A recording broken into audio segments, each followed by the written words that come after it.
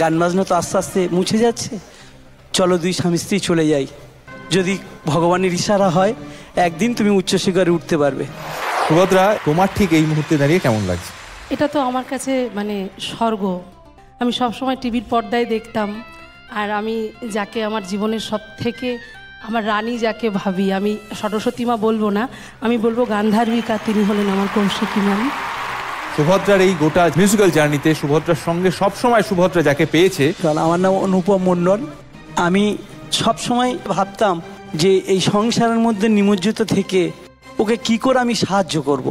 সংসারের কাজের মধ্যে গান বাজনা হারিয়ে যাচ্ছিল, তা ভগবানের ইশারাতে একদিন দেখলাম পেপারেতে সারেগামার লোগো। আমি ওকে বললাম গান বাজনা তো আস্তে আস্তে মুছে যাচ্ছে, চলো দুই স্বামী স্ত্রী চলে যাই, যদি ভগবানের ইশারা হয় একদিন তুমি উচ্চ শিখরে উঠতে পারবে। আর আজকের সেই জায়গা। আজই ডাউনলোড করুন আর এনজয় করুন আপনার পছন্দের শো।